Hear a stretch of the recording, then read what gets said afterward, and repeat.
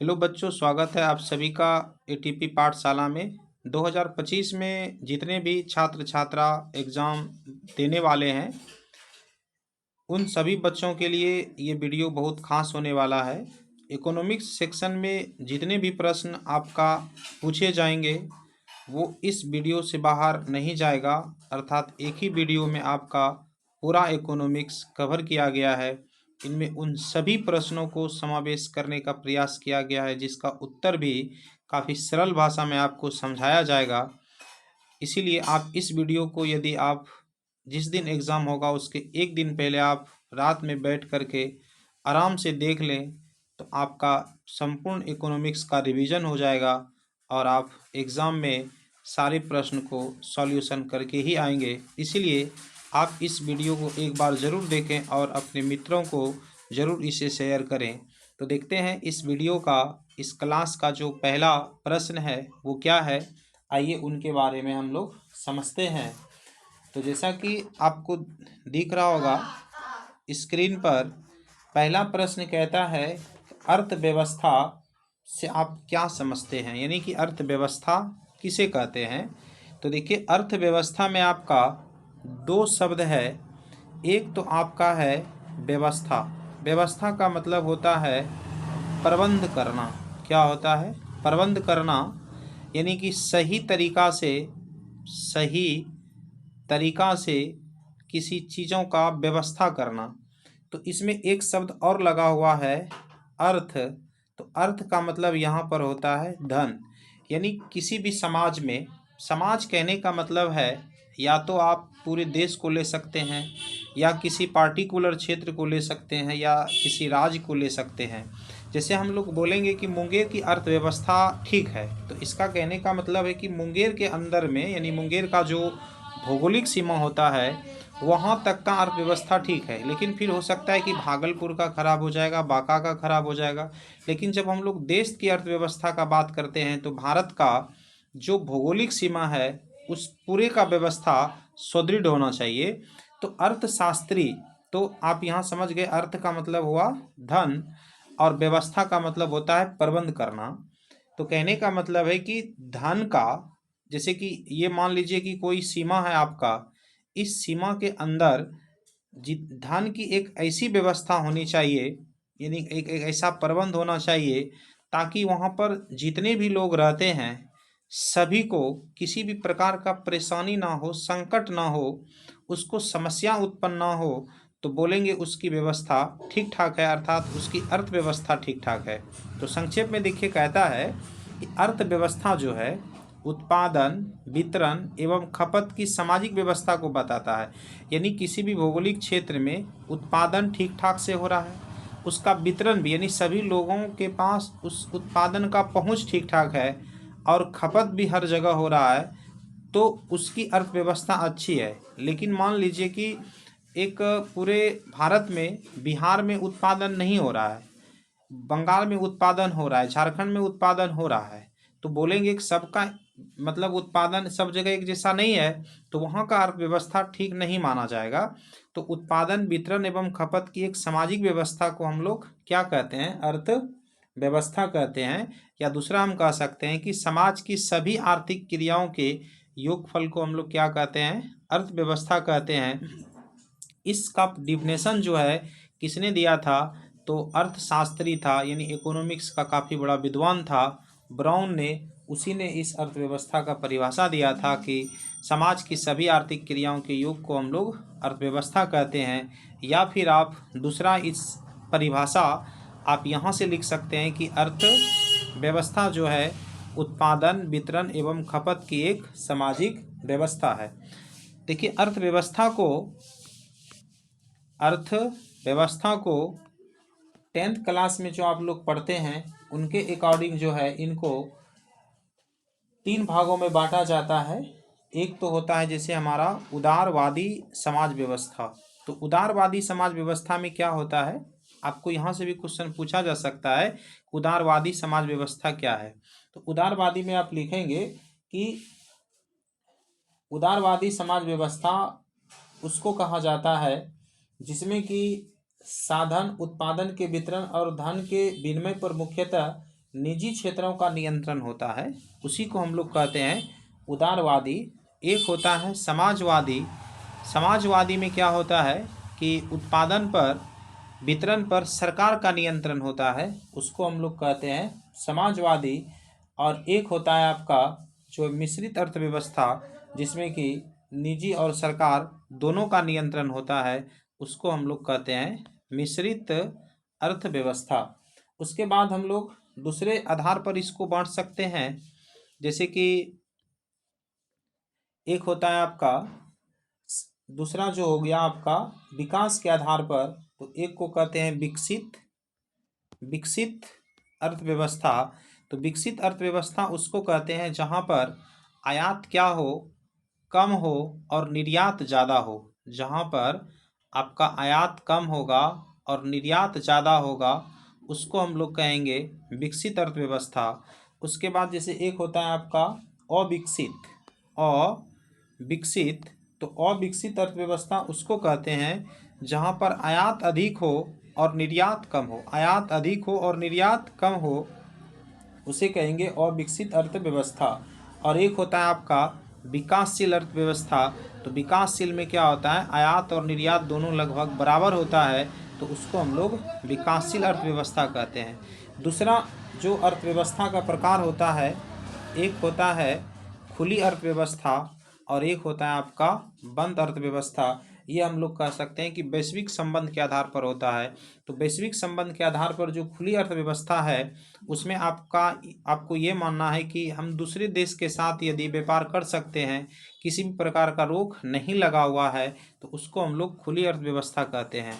उसके बाद बंद अर्थव्यवस्था का मतलब हुआ कि दूसरे देश के साथ हम लोग व्यापार पर प्रतिबंध मतलब लगाया जाता है, उसी को बंद अर्थव्यवस्था कहते हैं। बंद अर्थव्यवस्था जो मतलब ये प्रचलित है वो हमारा उत्तर कोरिया में यानी कि नॉर्थ कोरिया में आपका कैसा है, बंद अर्थव्यवस्था है। जबकि हमारे देश में यानी भारत में खुली अर्थव्यवस्था है, क्योंकि आप जानते हैं कि यहाँ से जो है व्यापार जो है चीन को, अमेरिका को, सऊदी अरब को या अन्य देशों में भी व्यापार किया जाता है, इसीलिए भारत में खुली अर्थव्यवस्था है।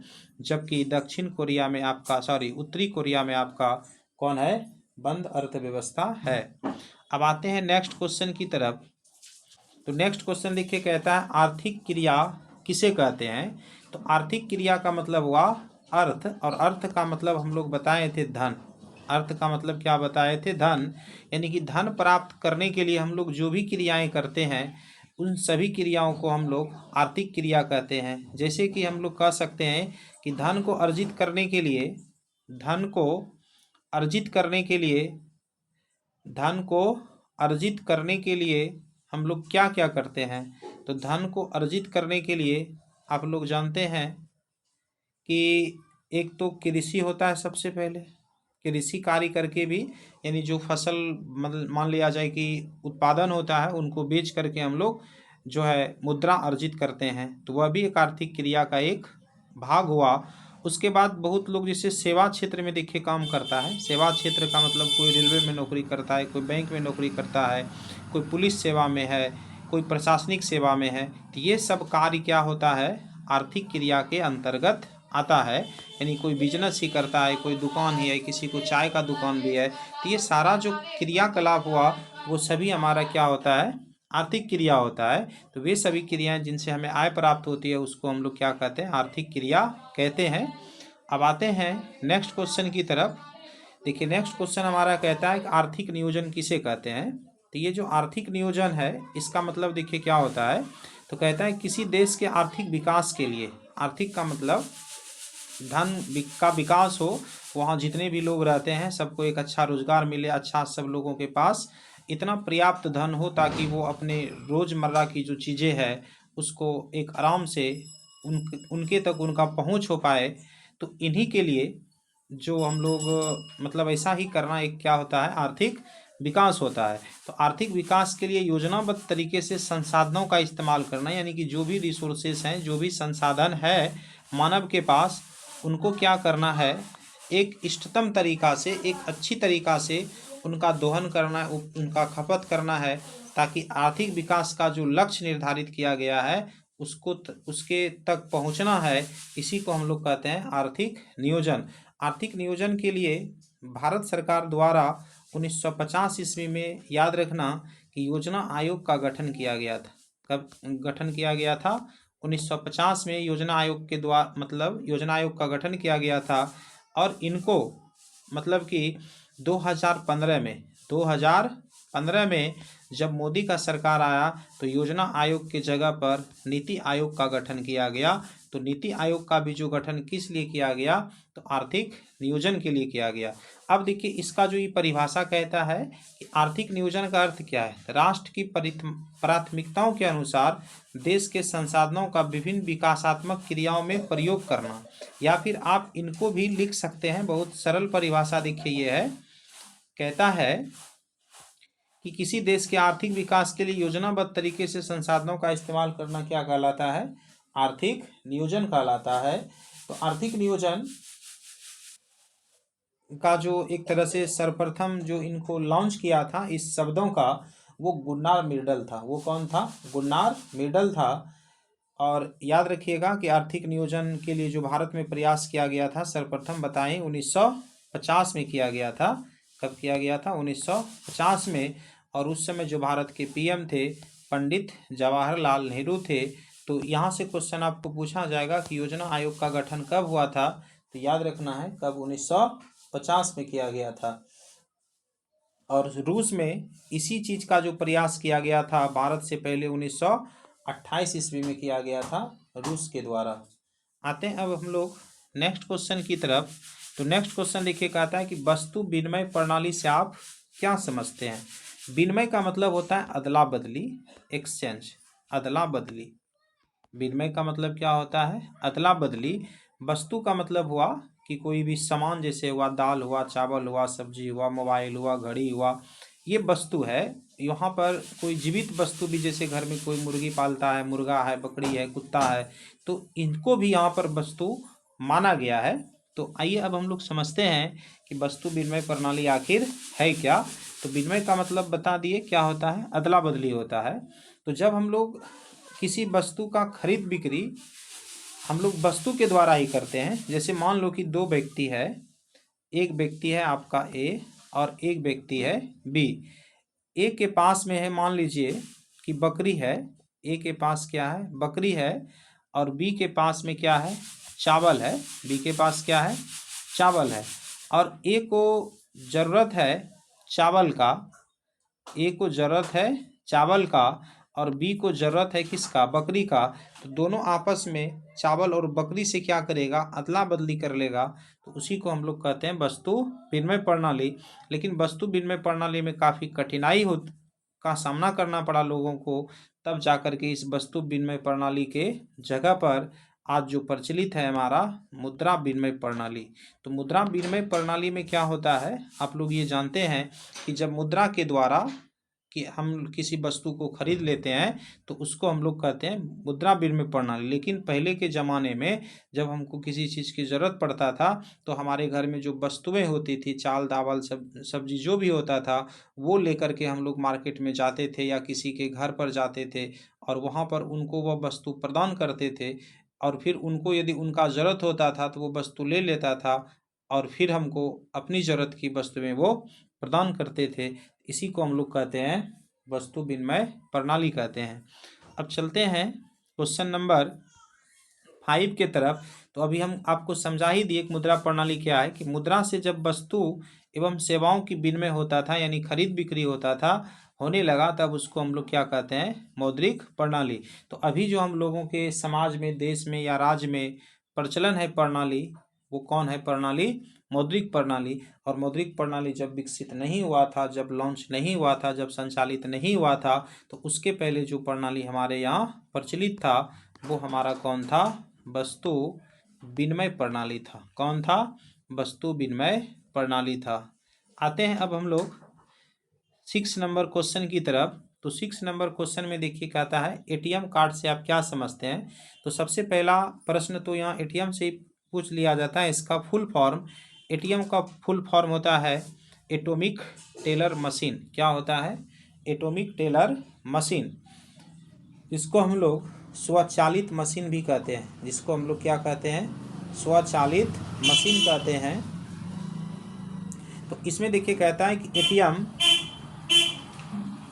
कार्ड एक प्लास्टिक कार्ड होता है, यानी कि एटीएम एक प्रणाली अलग है, फिर कार्ड अलग है। तो प्रणाली का मतलब हुआ कि उसका मतलब भी हम लोग अभी समझेंगे। तो एटीएम कार्ड यहाँ पूछा जा रहा है क्वेश्चन में। एटीएम कार्ड एक क्या है, प्लास्टिक कार्ड है, जो किसी भी बैंक द्वारा अपने ग्राहकों को जारी किया जाता है। यानी कि उस बैंक में यदि आपका खाता है तो आप उसका ग्राहक हुए और आपको बैंक ने क्या करेगा, यानी कि ये एटीएम आपको क्या करेगा, जारी करेगा। तो अब देखिए जारी किया जाता है, ग्राहक अपने 4 अंकों के, यानी कि उस पर जो है 4 अंक जो होते हैं वो गुप्त पिन होते हैं, उसी की मदद से अपने खाता में जमा राशि को किसी भी समय यानी 24 घंटे किसी भी एटीएम मशीन से आप क्या कर सकते हैं, निकाल सकते हैं। तो यही है हमारा एटीएम कार्ड। तो आपसे पूछेगा कि एटीएम कार्ड क्या है, तो बोलिएगा कि एटीएम कार्ड एक प्लास्टिक कार्ड होता है जो किसी भी बैंक द्वारा अपने ग्राहकों को जारी करते हैं, यानी कि बैंक अपने ग्राहक को देता है। यदि आपका उसमें खाता है तो आप उसका ग्राहक हो गए और आपको देगा, और उस पर 4 अंक का गुप्त नंबर होगा, जिसकी मदद से आपके खाता में जितना जमा पैसा होता है आप उसको 24 घंटा में किसी भी समय जा कर के निकाल सकते हैं। अब यदि कहें कि पहला एटीएम जो दुनिया का लॉन्च हुआ था वो आपका 2 सितंबर 1969 को हुआ था। कब हुआ था, 2 सितंबर 1969 को हुआ था। और ये पहला जो मतलब ये मशीन लगाया गया था अमेरिका के न्यूयॉर्क शहर में लगाया गया था। कहाँ लगाया गया था, न्यूयॉर्क में। और भारत में ये सबसे पहले 1987 में लगा, मुंबई में। भारत में कब लगा, 1987 में मुंबई में लगा। और पूरे विश्व में सबसे पहले कहाँ लगा, अमेरिका के न्यूयॉर्क शहर में 1969 में। तो भारत में बाद में आई और अमेरिका में पहले ये आई। एटीएम का पूरा नाम भी याद रखिएगा, एटॉमिक टेलर मशीन, जिसको हिंदी में हम लोग स्वचालित मशीन कहते हैं। लेकिन यहाँ क्वेश्चन में क्या है, एटीएम कार्ड से आप क्या समझते हैं। तो ये डिफिनेशन आपका लिखा भी है स्क्रीन पर और आपको मैंने ये समझा भी दिया। अब चलते हैं नेक्स्ट क्वेश्चन की तरफ। अब देखिए कहता है कि डेबिट कार्ड से आप क्या समझते हैं या किसे कहते हैं। तो डेबिट कार्ड बैंक के द्वारा दिया गया एक प्लास्टिक कार्ड होता है, जिसके द्वारा ग्राहक बैंक में अपनी जमा राशि को निकाल सकता है। इसे एटीएम कार्ड भी कहा जाता है। अब हम लोग देखते हैं नेक्स्ट क्वेश्चन 8 नंबर में, क्रेडिट कार्ड किसे कहते हैं। तो देखिए क्रेडिट कार्ड भी बैंक के द्वारा दिया गया एक प्लास्टिक कार्ड होता है। ग्राहक इस कार्ड से ऋण के रूप में एक सीमा तक पैसा अथवा वस्तु प्राप्त कर सकता है। पुनः ये राशि बैंक को वापस भी करनी पड़ती है। यह कार्ड बैंक के सभी ग्राहकों को नहीं दिया जाता है, कुछ चुनिंदे ग्राहक को ही दिया जाता है। यानी कि जिस व्यक्ति का बैंक में साख अच्छा है या फिर बैंक से ज़्यादा वो लेन देन करते हैं, तब जो है उस व्यक्ति को क्रेडिट कार्ड लॉन्च करती है बैंक। और उस कार्ड की मदद से आप जो है किसी वस्तु को आप क्या कर सकते हैं कि खरीद सकते हैं, उसी को हम लोग क्रेडिट कार्ड कहते हैं। अब देखते हैं नेक्स्ट क्वेश्चन में क्या है कि राष्ट्रीय आय, जिसको हम लोग नेशनल इनकम कहते हैं। क्या कहते हैं, नेशनल इनकम। किसी देश में एक वर्ष के अवधि में, किसी देश में एक वर्ष के अवधि में, जैसे मान लीजिए ये हमारा भारत का ये भौगोलिक सीमा है, और इस भारत के अंदर में जितने भी उत्पादन होता है या जितने भी सेवा के जरिए यानी सेवा जो प्रदान किया जाता है, उसका जो मौद्रिक मूल्य है यानी उसका जो कीमत है, उसी के योग को हम लोग क्या कहते हैं, राष्ट्रीय आय कहते हैं। तो किसी भी देश में भौगोलिक सीमा के अंतर्गत एक वर्ष के अंतर्गत जितना भी उत्पादन हुआ वस्तु का और सेवा का, उसका एक मूल्य होता है, और उसी मूल्य के योग को हम लोग क्या कहते हैं, राष्ट्रीय आय कहते हैं, जिसको हम लोग नेशनल इनकम कहते हैं। कभी कभी देखिए यहाँ प्रश्न बन जाता है कि एनआई का फुल फॉर्म बताइए, तो इसका फुल फॉर्म हो जाएगा नेशनल इनकम। क्या हो जाएगा, नेशनल इनकम। अब देखते हैं नेक्स्ट क्वेश्चन हमारा क्या है। तो नेक्स्ट क्वेश्चन देखिए कहता है, प्रति व्यक्ति आय से आप क्या समझते हैं। तो प्रति व्यक्ति आय का मतलब हुआ किसी भी देश, राज्य या शहर या किसी अन्य क्षेत्र में रहने वाले लोग, यानी कुछ मतलब देश में, राज्य में, शहर में या किसी भी क्षेत्र में जो लोग रहते हैं, उसकी औसत आय को प्रति व्यक्ति आय कहते हैं, और प्रति व्यक्ति आय को औसत आय भी कहा जाता है। यानी कि उन्होंने जितना इनकम किया उस क्षेत्र में रह करके उसको हम लोग प्रति व्यक्ति आय कहते हैं। और प्रति व्यक्ति आय जो होता है मतलब उसी को हम लोग औसत आय भी कहते हैं, या इनको हम दूसरे रूप में कह सकते हैं कि जो देश का कुल आय है, यानी कि ये जो राष्ट्रीय आय है उसमें यदि देश की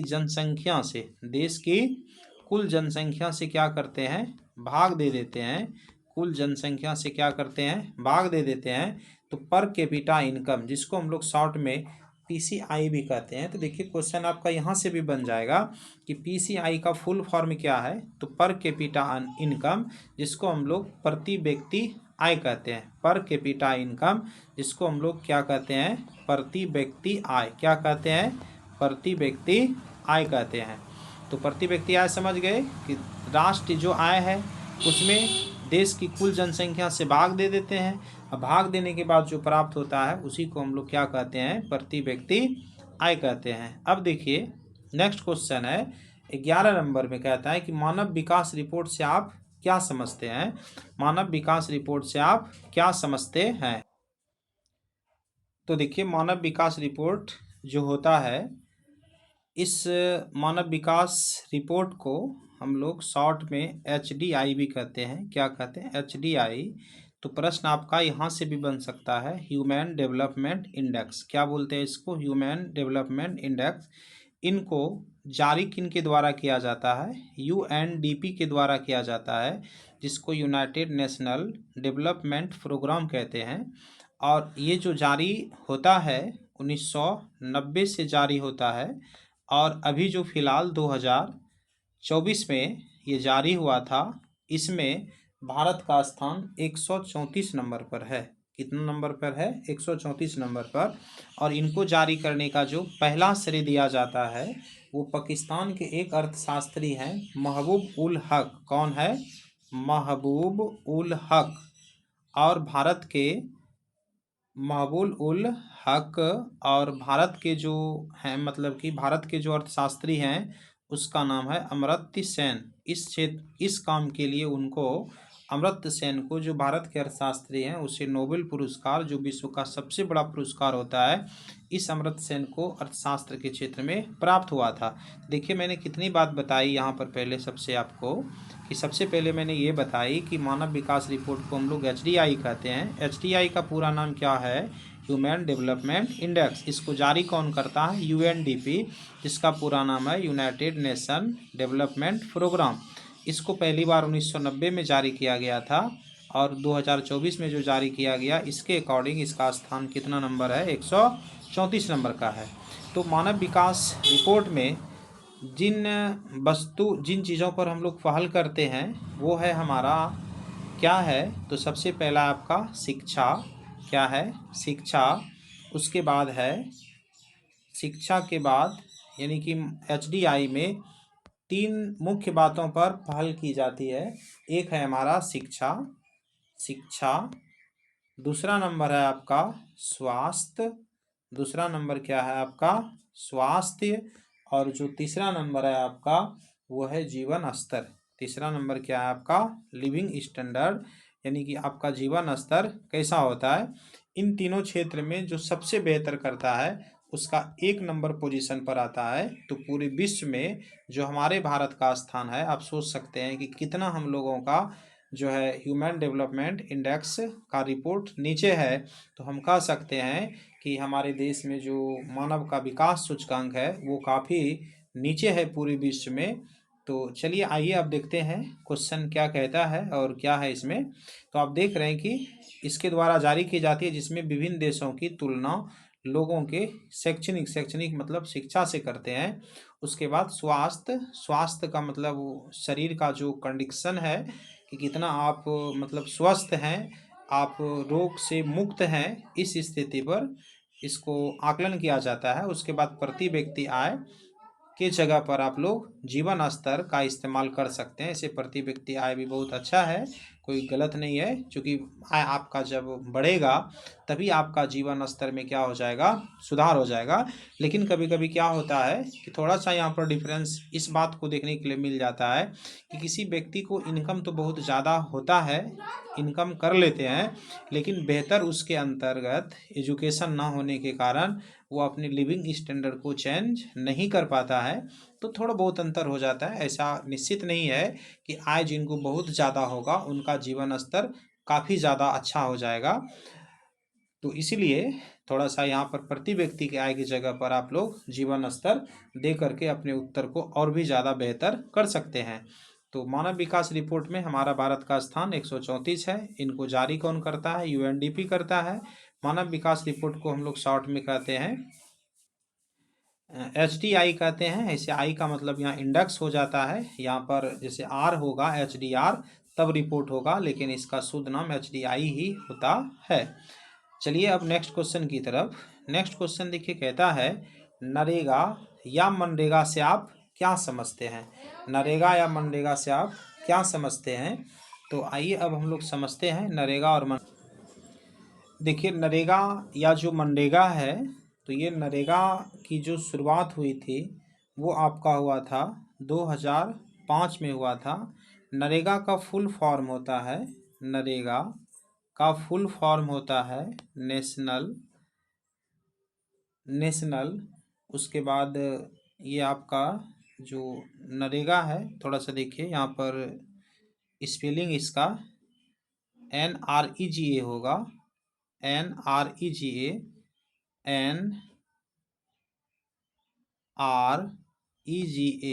NREGA नरेगा।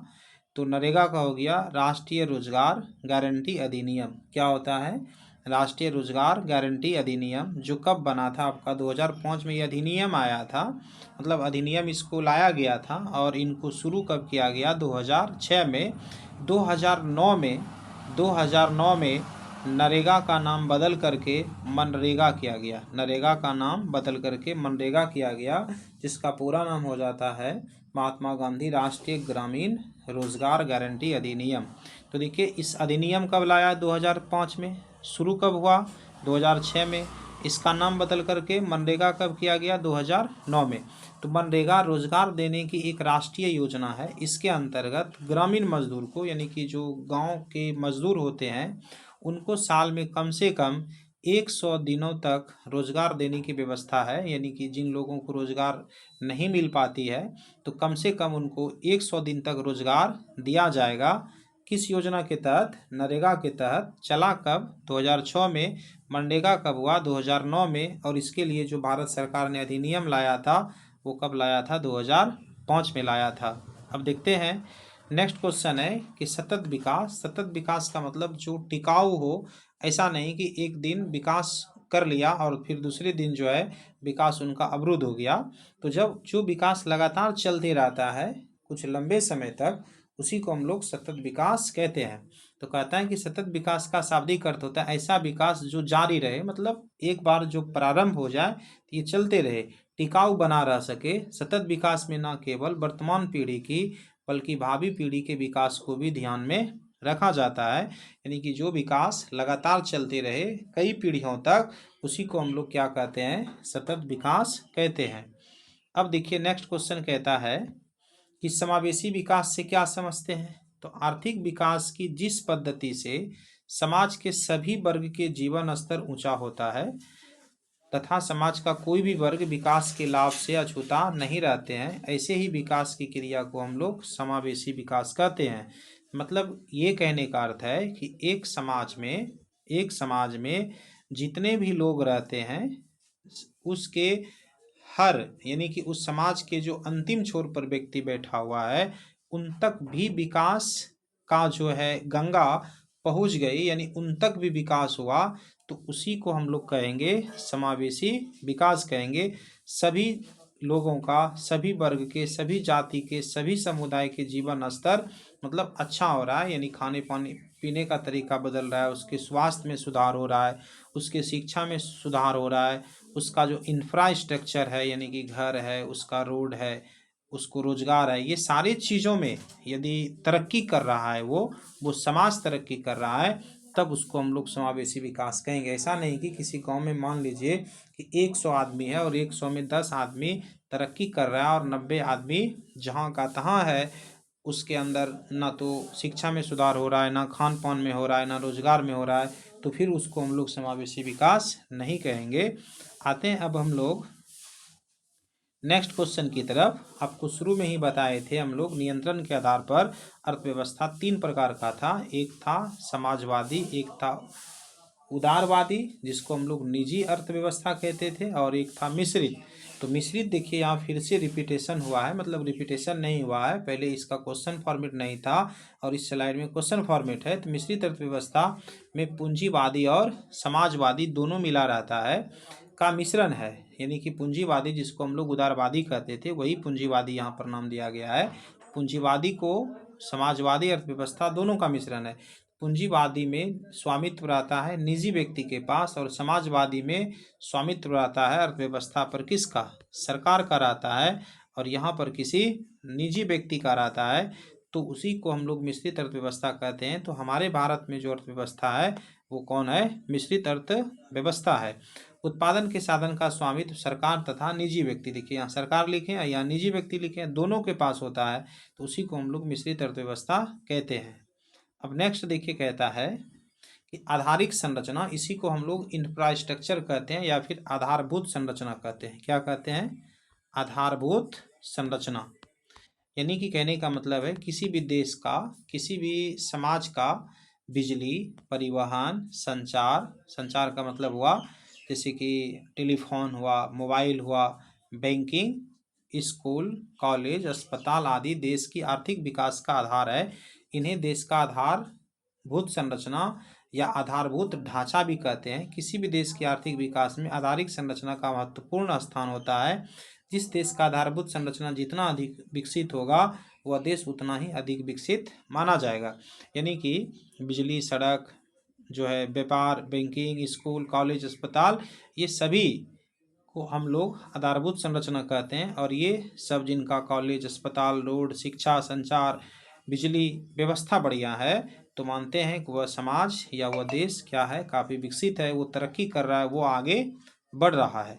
हमारे बिहार का आधारिक संरचना ही कमज़ोर होने के कारण यहाँ पर क्या होता है जो है कि विदेशी कंपनियां आकर के यहाँ पर कंपनी नहीं स्थापित करते हैं, जिसके कारण यहाँ के लोगों को रोज़गार नहीं मिल पाती है। इसलिए बिहार रोज़गार के मामले में बहुत पिछड़ा है, और इसी कारण से बिहार को जो है कि दूसरे राज्यों में रोज़गार करने के लिए जाना पड़ता है।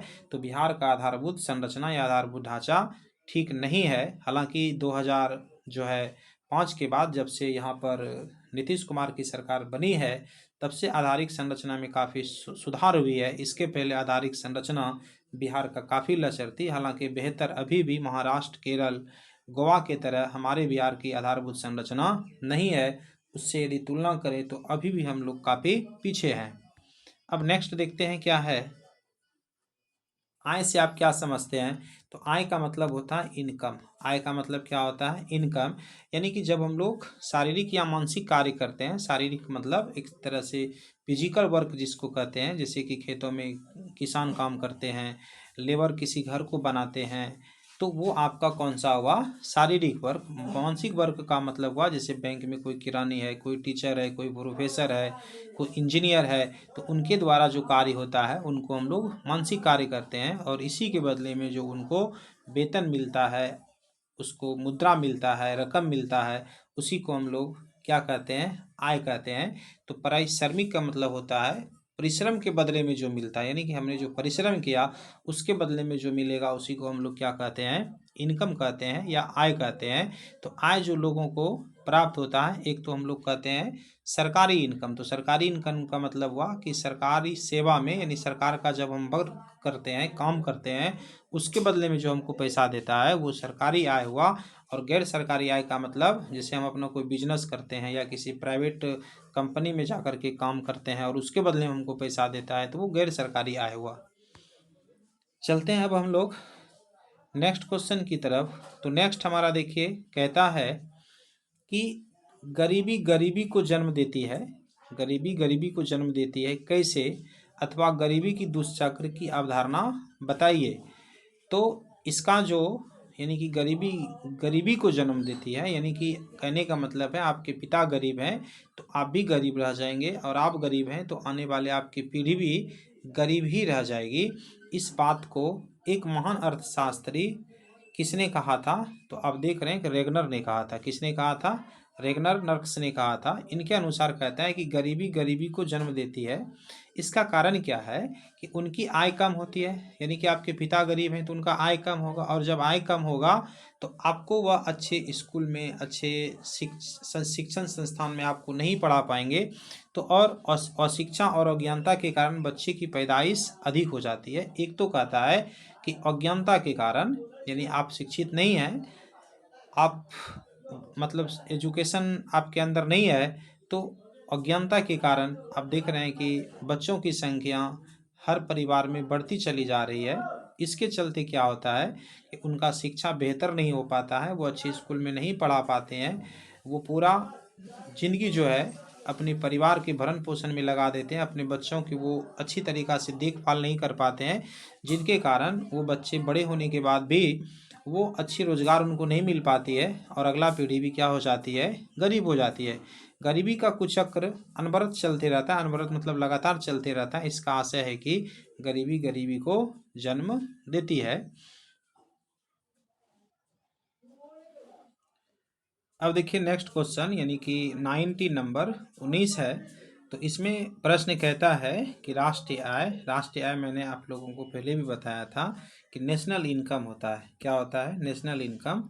तो नेशनल इनकम का मतलब होता है कि एक जैसे कोई देश है, मान लीजिए कि ये भारत का मैप है, और इस भारत के अंदर में जितने भी लोग रहते हैं, थोड़ा मैप बहुत अच्छा नहीं बनता है, आप इसके लिए क्षमा कीजिएगा, कि ये मान लीजिए कि भारत है, और इसके अंदर जितने भी लोग रहते हैं उनका जो अर्जित आय होता है, मतलब वो जितना कमाते हैं सेवा के रूप में, अर्थात वो मान लिया जाए कि वो व्यक्ति या तो प्राथमिक क्षेत्र में काम करता होगा, या फिर द्वितीयक क्षेत्र में काम करता होगा, या फिर वो आपका तृतीयक क्षेत्र में, जिसको आप लोग सेवा क्षेत्र कहते हैं, उसमें काम करता होगा। इन सारे क्षेत्रों में काम करने के बाद जो भी उनका इनकम होता है, उनको जब हम लोग जोड़ देते हैं तो जोड़ने के बाद जो प्राप्त होता है उसी को हम लोग राष्ट्रीय आय या नेशनल इनकम कहते हैं। अब देखते हैं क्वेश्चन नंबर 20 के तरफ। शुद्ध राष्ट्रीय आय क्या होता है? इसको हम लोग कहते हैं शुद्ध राष्ट्रीय आय, net national income, N N I, शुद्ध राष्ट्रीय आय। यदि आपसे पूछे कि NNI का फुल फॉर्म क्या है, तो आप बोलेंगे नेट नेशनल इनकम।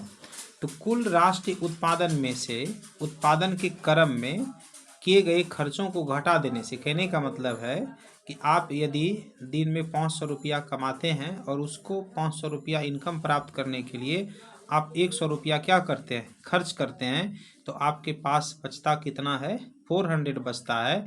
तो ये जो 400 हुआ, इसी को हम लोग NNI कहते हैं। क्या कहते हैं? NNI कहते हैं। जैसे मान लिया जाए कि आप घर से 50 किलोमीटर दूर जाते हैं वर्क के लिए, और 50 किलोमीटर जाने में आप मान लिया जाए बाइक से जाते हैं या ट्रेन से जाते हैं या बाय बस से जाते हैं, और आपको वहाँ जाने में 100 रुपया खर्च हुआ और आपको मिला वहाँ से 500। तो 100 को घटा देने के बाद, यानी खर्च को घटा देने के बाद जो इनकम होता है उसी को NNI कहते हैं, अर्थात शुद्ध राष्ट्रीय आय कहते हैं।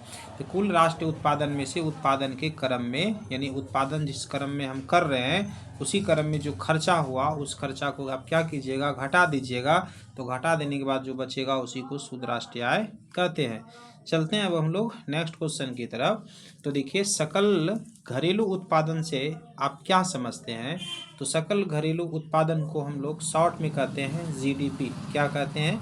ये भी आपका शॉर्ट नाम है, संक्षिप्त नाम है। इसका पूर्ण नाम होता है ग्रॉस डोमेस्टिक प्रोडक्ट। क्या होता है? Gross domestic product. तो कहने का मतलब है, जैसे कि ये मान लिया जाए कि आपका भारत है, ये आपका क्या है? भारत है। तो इस भारत के अंदर में जितने भी मतलब कि वस्तु है या सेवा है, उसका जो कुल मौद्रिक मूल्य या बाजार मूल्य होगा, वो देश का क्या होगा? सकल घरेलू उत्पादन कहलाता है। अब हम लोग देखते हैं नेक्स्ट क्वेश्चन कि भारत में सर्वप्रथम राष्ट्रीय आय की गणना कब और किसके द्वारा की गई थी। तो देखिए कहता है कि भारत में सर्वप्रथम यानी कि ये जो राष्ट्रीय आय है जिसको हम लोग नेशनल इनकम कहते हैं, उसकी गणना सबसे पहली बार 1868 में दादा भाई नौरोजी के द्वारा की गई थी। किसके द्वारा की गई थी? 1868 में दादा भाई नौरोजी के द्वारा की गई थी। सॉरी, यहाँ 68 नहीं होगा, यहाँ पर आपका 63 होगा। और उन्होंने राष्ट्रीय आय की गणना यानी कि टोटल जो किया था 340 करोड़ और प्रति व्यक्ति आय 20 रुपये होने का अनुमान था। यानी कि टोटल जो है 344 करोड़ 40 करोड़ था और प्रति व्यक्ति आय कितना था? 20 रुपये था। जबकि दूसरी बार यानी कि स्वतंत्रता के बाद जो राष्ट्रीय आय की गणना हुई 1949 में हुई, और ये जो 49 में हुई महालनोबिस पीसी महालनोबिस, याद रखिएगा, पीसी महालनोबिस के द्वारा हुआ स्वतंत्रता के बाद। और इस समय जो भारत की राष्ट्रीय आय थी वो 20 रुपये से काफ़ी मतलब अधिक हो चुकी थी। तो CS ये जो राष्ट्रीय आय है इनका जो गणना करता है वर्तमान में CSO करता है, सेंट्रल स्टैटिस्टिकल ऑर्गेनाइजेशन, जिनकी जो कार्य करना प्रारंभ किया 1995 से किया। कार्य करना कब प्रारंभ किया? 1995 नहीं 55 होगा, जिसका मुख्यालय है नई दिल्ली। जिसका मुख्यालय कहाँ है? नई दिल्ली है। और इसका एक शाखा कोलकाता में भी है। एक शाखा कहाँ पर है? कोलकाता में भी। यानी कि CSO का जो मुख्य यानी हेड क्वार्टर है वो नई दिल्ली है, लेकिन एक शाखा इसका कोलकाता में भी काम करता है। कोलकाता हमारा पश्चिम बंगाल के राज्य क्षेत्र में आ जाते हैं। तो राष्ट्रीय आय की गणना सर्वप्रथम किसने किया था? दादा भाई नौरोजी ने किया था। कब किया था? तो 1863 में। प्रति व्यक्ति आय कितना था? 20 रुपया था। और टोटल जो राष्ट्रीय आय था वो कितना था? 340 करोड़ था। स्वतंत्रता के बाद कब हुआ था? 1949 में हुआ था। इसकी अध्यक्षता किसने की थी? पीसी महालनोबिस ने की थी। अब जो है 1954 से के बाद यानी कि 1955 से जो मतलब कि राष्ट्रीय आय की गणना का कार्यभार दिया गया वो CSO के पास है। और CSO का नाम बताएं आपको, हिंदी में केंद्रीय सांख्यिकी संगठन कहते हैं। 1955 से इन्होंने ही कार्य करना शुरू किया। इसका मुख्य कार्यालय कहाँ पर है? नई दिल्ली में है। और इसका एक शाखा कहाँ पर है? कलकत्ता, यानी कि कोलकाता भी बोलते हैं, पहले इनको कलकत्ता कहा जाता था। नेक्स्ट क्वेश्चन देखिए है कि भारत में राष्ट्रीय आय की गणना किस संस्था के द्वारा किया जाता है? तो यहाँ पर अभी जैसे मैंने आपको बताया था CSO के द्वारा किया जाता है। तो यहाँ पर NSO नहीं होगा बल्कि CSO के द्वारा होगा, जिसको हम लोग केंद्रीय सांख्यिकी संगठन सेंट्रल स्टैटिस्टिकल ऑर्गेनाइजेशन कहते हैं। और ये कार्य करना 1955 से शुरू किया। इसका मुख्य कार्यालय दिल्ली में है और एक शाखा आपका कहाँ है? कोलकाता में। राष्ट्रीय आय पहली बार दादा भाई नौरोजी ने किया था और 1949 में आपको बताए पीसी महालनोबिस की अध्यक्षता में हुई थी। नेक्स्ट क्वेश्चन है मुद्रा। मुद्रा किसे कहते हैं? तो नैप के अनुसार कोई भी वस्तु जो राज्य द्वारा मुद्रा घोषित की जाती है, यानी कि राज्य द्वारा जिसको मुद्रा घोषित जिस वस्तु को कर देंगे वही मुद्रा हो जाएगा। मुद्रा का मतलब होता है कि मुद्रा के द्वारा आप धन को संचय कर सकते हैं, किसी वस्तु का हम लोग खरीद बिक्री कर सकते हैं। तो जबकि प्रोफेसर होटले बिट्स के अनुसार कहता है कि मुद्रा यह है जो मुद्रा का कार्य करता है। तो आप नैप के अनुसार जरूर याद रखें कि सरकार ने जिसको मुद्रा घोषित कर देता है वही क्या कहलाती है? मुद्रा कहलाती है। मुद्रा के रूप में हम लोग धन को संचय करते हैं। जैसे मान लीजिए कि आपको कोई वस्तु बेचना है मार्केट में और उस वस्तु को बेच देते हैं, तो आप घर में या फिर बैंक में जा कर के मुद्रा के रूप में उसे जमा कर देते हैं, या फिर उस मुद्रा के द्वारा आप किसी वस्तु का खरीद बिक्री कर सकते हैं।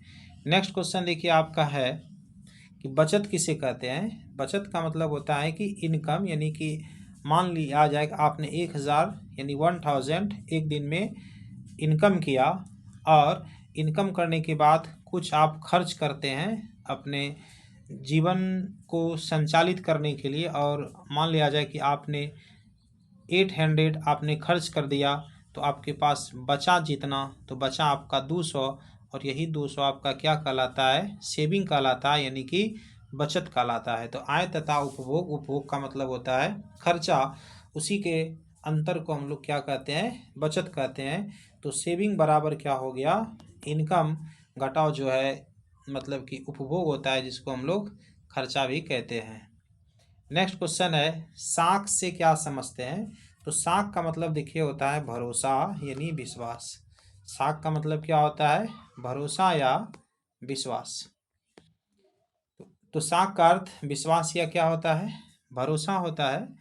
जिस व्यक्ति का जितना ही अधिक विश्वास या भरोसा होता है, उसके साख उतनी ही अधिक होती है। दूसरे शब्दों में साख का मतलब ऋण लौटाने या भुगतान करने की क्षमता में विश्वास से होता है। तो कहने का मतलब ये है कि देखिए, विश्वास या भरोसा का मतलब ये है कि आप मान लिया जाए कि किसी दुकान में आप सामान को खरीदने के लिए जाते हैं, दुकान में आप सामान को खरीदने के लिए जाते हैं, और आपके पास यदि मनी नहीं है, मुद्रा नहीं है, और आपको उस वस्तु का बेहद ज़रूरत है, तो आप उस दुकानदार को कहेंगे जा कर के कि आप हमको जो है वस्तुएं दीजिए 10,000 का, आपको हम 1 मंथ के अंदर जो है क्या करेंगे, जो आपको भुगतान कर देंगे, यानी कि आपका जो बिल होगा उसे आपको पे कर देंगे।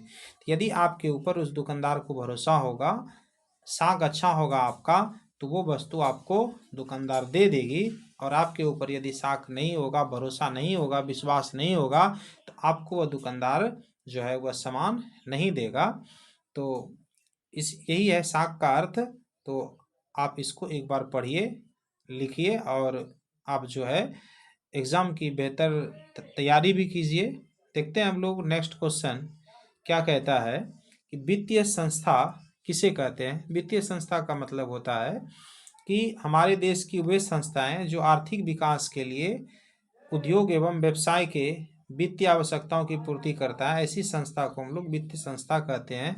मुख्यतः यह वित्त संस्थाएं राज्य संपोषित होती है। यानी वित्तीय संस्था का मतलब होता है, आप सीधा शब्दों में समझें कि आप जहाँ से किसी भी रोजगार, व्यवसाय या किसी भी आवश्यक काम को पूरा करने के लिए यदि आपके पास रकम नहीं है, आपके पास पूंजी नहीं है, तो पूंजी आप जहाँ से प्राप्त करते हैं, या तो आप उस पूंजी को बैंक से प्राप्त कर सकते हैं, या आप महाजन, सेठ, साहूकार, इन लोगों से आप पूंजी यानी कि मुद्रा ले करके आप उस रोजगार को संचालित करेंगे। तो ये जो बैंक है या फिर ये महाजन, सेठ, जहाँ से आप कर्ज लेते हैं, यानी आप सीधा शब्दों में समझे तो आप किसी भी काम को करने के लिए यदि आपके पास पूंजी नहीं है, पैसा नहीं है, तो आप किसी से कर्जा लेते हैं।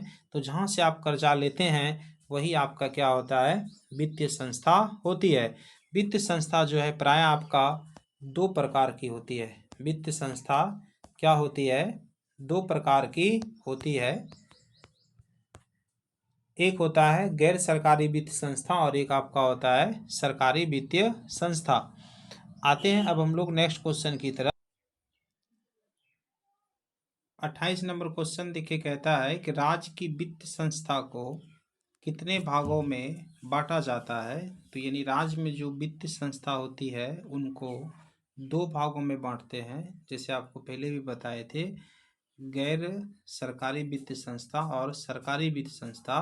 तो सरकारी वित्तीय संस्था को ही यहाँ पर संस्थागत कहा गया है, जिसमें बैंक, सहकारी बैंक है, प्राथमिक सहकारी समिति है, भूमि विकास बैंक है, व्यावसायिक बैंक है, क्षेत्रीय ग्रामीण बैंक है, नाबार्ड है, जिसकी स्थापना शिवरमन समिति के द्वारा 1982 में हुआ था।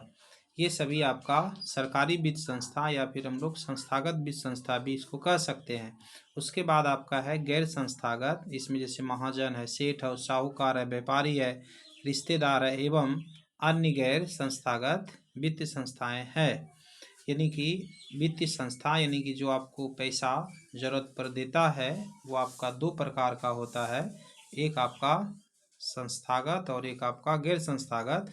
तो संस्थागत पर आपको क्या होता है, कम ब्याज में जो है मुद्रा यानी पैसा अर्थात धन आपको उपलब्ध हो जाती है, जबकि गैर संस्थागत में ये जो महाजन, सेठ, साहूकार, व्यापारी होते हैं, आप रिश्तेदार को थोड़ा सा आप हटा दें तो ये चारों जो है काफ़ी ज़्यादा ब्याज पर आपको रकम उपलब्ध कराती है। तो आते हैं अब हम लोग नेक्स्ट में 29 क्वेश्चन कहता है कि किसानों को साख अथवा ऋण की आवश्यकता क्यों होती है। यानी कि जो किसान भाई होते हैं जो खेती का काम करते हैं उनको साख मतलब भरोसा अर्थात ऋण की आवश्यकता क्यों होती है। खेती मानसून पर आधारित है। मानसून का मतलब जब समय आता है इनका यानी कि वर्षा होती है तब ये उसी पर ही आधारित होता है। अब जब चाहें जिस मतलब फसल का आप खेती नहीं कर सकते हैं, यदि उस खेती के लिए मानसून है, समय है, तभी आप उस फसल को अपने भूमि में उत्पादन कर सकते हैं। खेती करना जुए के समान होता है। जुए के समान कहने का मतलब है आप जिस फसल को खेत में जिस उम्मीद से लगाए हैं, हो सकता है कि उसका उत्पादन उस उम्मीद से ना भी होता है। कभी कभी कई बार किसानों को इस पर नुकसान भी हो जाता है। जैसे मान लिया जाए कि 1 एकड़ में यदि आप किसी फसल को लगाते हैं और उस फसल को लगाने में मान लिया जाए कि आपका 20,000 का खर्चा है, यानी कि 20,000 का खर्च है, और आप उम्मीद करते हैं कि इसमें हमारा जो उत्पादन होगा जो है कि कम से कम 50,000 का उत्पादन होगा, और आपका क्या होता है कि उत्पादन वहाँ पर शून्य पर हो जाता है कभी कभी। यानी कभी वृष्टि ओलावृष्टि ज़्यादा हो गया या फिर बहुत ज़्यादा वर्षा हो गया, बाढ़ हो गया या सुखाड़ हो गया, तो आपका फसल शून्य के बराबर उत्पादन होता है और उस कंडीशन में आपको नुकसान आ जाती है। तो जिसके कारण उसके पास पैसा बिल्कुल नहीं होता है, क्योंकि जो भी था उन्होंने किसी से लेकर देकर या उनके पास जो पूंजी था वो उन्होंने 20,000 तो लगा दिया। अब उनको है कि 2-3 महीना बाद हमें 50,000 आएगा, लेकिन वो भी नहीं आया, तो वो कर्ज में चले जाते हैं। तो किसानों को इसीलिए ऋण की क्या होती है आवश्यकता खेती करने के दौरान हो जाती है, क्योंकि खेती के लिए उन्नत खाद मतलब अच्छा किस्म का खाद, बीज एवं खेती से संबंधित यंत्रों को, यंत्र का मतलब होता है जैसे कि ट्रैक्टर हुआ या फिर कुदार हुआ, खुरपी हुआ, जो भी खेती करने में जो है उपकरण हम लोग यूज करते हैं उसी को हम लोग खेती करने का उपकरण कहते हैं। खरीदने के लिए क्या होती है आवश्यकता होती है, इसीलिए किसानों को साख या ऋण की आवश्यकता होती है। नेक्स्ट क्वेश्चन देखते हैं हम लोग 30।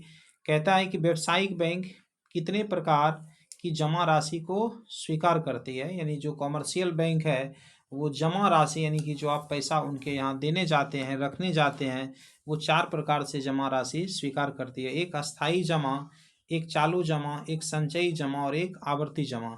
अस्थाई जमा को हम लोग फिक्स्ड डिपॉजिट कहते हैं, यानी कि एक बार इसमें आप पैसा दे देंगे तो आप निर्धारित समय यानी कि 3 साल, 2 साल, 5 साल, 10 साल, 12 साल में ही आप उससे निकासी कर पाएंगे। चालू जमा में क्या होता है कि जब मन चाहे आप जमा कीजिए, उससे निकाल लीजिए। उसके बाद संचयी जमा का मतलब होता है एक निश्चित समय के अंतराल पर आप उनसे जमा कर सकते हैं या उससे निकाल सकते हैं, यानी एक फिक्स्ड टाइम होता है। जबकि चालू जमा में होता है कि आप डेली के तौर पे उसमें जमा भी कर सकते हैं और उससे निकासी भी कर सकते हैं। तो आप इतना याद रखिए कि जो है व्यावसायिक बैंक में ये जो जमा राशि होता है वो क्या प्रकार से स्वीकार किया जाता है, तो 4 प्रकार से। एक कौन हुआ अस्थाई जमा, दूसरा चालू जमा, तीसरा संचयी जमा और चौथा आपका कौन सा हो गया आवर्ती जमा हो गया। नेक्स्ट क्वेश्चन आपका कहता है कि सहकारिता से आप क्या समझते हैं। तो देखिए सहकारिता एक ऐसा संगठन है जिसमें समान आर्थिक उद्देश्यों की प्राप्ति के लिए